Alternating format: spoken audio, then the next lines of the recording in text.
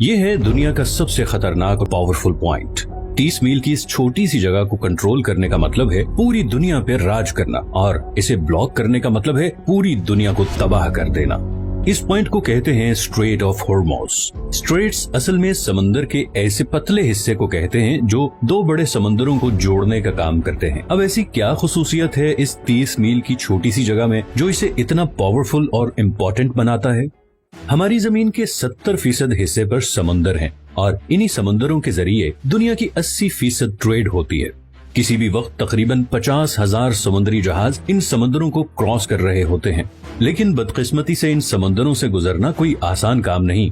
कुदरती जोग्राफिया की वजह से इन समंदरों में ऐसे स्ट्रेट या चोक पॉइंट्स बने हुए हैं जो अगर किसी भी वजह से ब्लॉक हो जाएं तो पूरी दुनिया की इकोनॉमी हिल के रह जाएगी।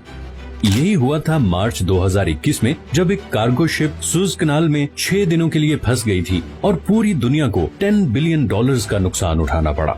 इसके अलावा भी दुनिया में बहुत से चोक पॉइंट्स हैं, जैसे कि पनामा कैनाल जो पैसिफिक और अटलांटिक ओशन के दरमियान ट्रेड को कंट्रोल करती है, केप ऑफ गुड होप जो पूरे अफ्रीकन कॉन्टिनेंट की ट्रेड फ्लो कंट्रोल करता है, स्ट्रेट ऑफ जिब्राल्टर जो कि मेडिटेरेनियन और अटलांटिक सी के दरमियान ट्रेड कंट्रोल करता है, डैनिश स्ट्रेट बाल्टिक और नॉर्थ सी ट्रेड को कंट्रोल करता है, टर्किश स्ट्रेट मेडिटेरेनियन और ब्लैक सी के दरमियान ट्रेड कंट्रोल करता है, और आखिर में स्ट्रेट ऑफ मलाका जो पैसिफिक और इंडियन ओशन की ट्रेड को कंट्रोल करता है।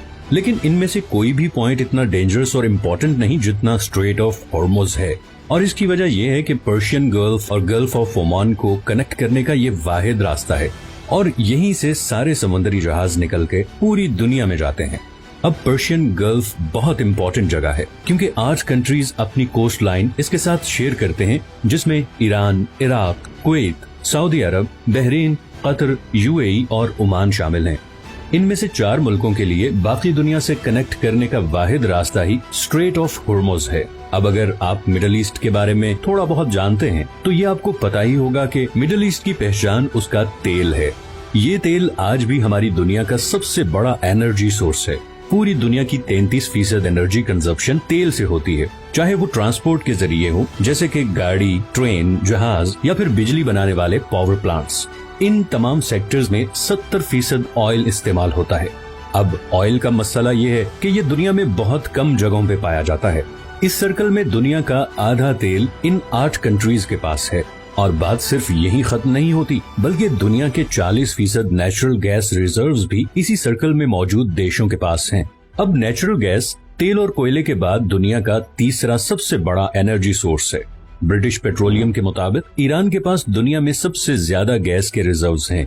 तो हम ये कह सकते हैं कि पूरे पर्शियन गल्फ में तेल और नेचुरल गैस के इतने ज्यादा जखायर हैं जितने शायद हमारे पूरे प्लेनेट पे कहीं नहीं, और इसीलिए पूरी दुनिया की 15% एनर्जी सप्लाई इसी पर्शियन गल्फ में मौजूद कंट्री से आती है। और फिलहाल इस सप्लाई लाइन का पूरी दुनिया के पास कोई और ऑल्टरनेटिव भी नहीं है। लेकिन इस 30 मील के एरिया से गुजर के जाना इतना भी आसान नहीं।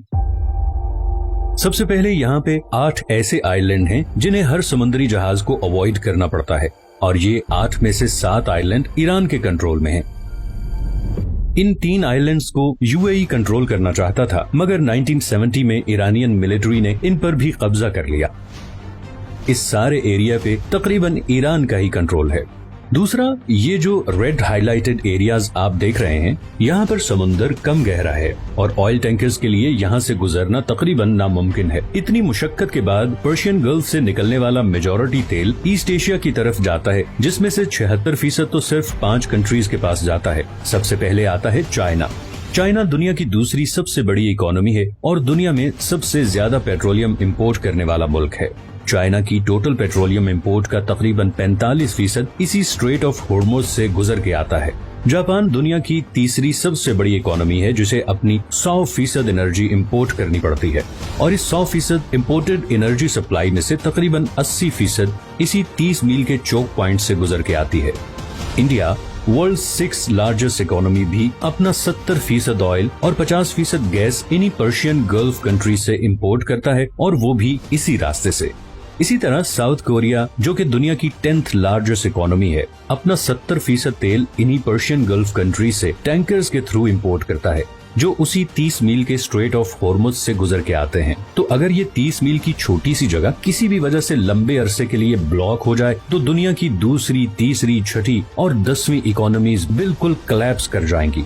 और इसी तरह पर्शियन गल्फ में मौजूद इन तमाम 8 कंट्रीज का सोर्स ऑफ रेवेन्यू भी खत्म हो जाएगा और एज अ रिजल्ट पूरी दुनिया में एक जबरदस्त इकोनॉमिक क्राइसिस आ जाएगा। इसीलिए ये जगह दुनिया का सबसे खतरनाक और इम्पोर्टेंट चोक पॉइंट है और इसीलिए दुनिया के सारे सुपर पावर कंट्रीज की इस पे कड़ी नजर होती है। अमेरिका ने भी इसीलिए यूएई, ओमान, इराक, सऊदी अरब और बहरीन में दर्जनों मिलिट्री बेसिस बनाए हुए हैं ताकि वो ईरान पे नजर रख सके और ऑयल की स्मूथ सप्लाई को यकीनी बना सके। दूसरी तरफ ईरान पहले ही किसी भी जंग की सूरत में कई दफा ये स्ट्रेट ब्लॉक करने की धमकी दे चुका है और अगर ऐसा हो गया तो न सिर्फ ग्लोबल इकोनॉमी हिल के रह जाएगी बल्कि ऐन मुमकिन है कि वर्ल्ड वॉर 3 की भी शुरुआत हो जाए। अगर आपको ये वीडियो पसंद आई है तो इसे लाइक और चैनल को सब्सक्राइब जरूर कर लें और अगर आपके पास कोई सजेशंस हैं तो कमेंट में जरूर बताएं। मैंने अभी बहुत से इंटरेस्टिंग टॉपिक्स पे वीडियोस बनानी है तो आपकी सपोर्ट बहुत जरूरी है। अपना ख्याल रखिएगा, मिलते हैं नेक्स्ट वीडियो में।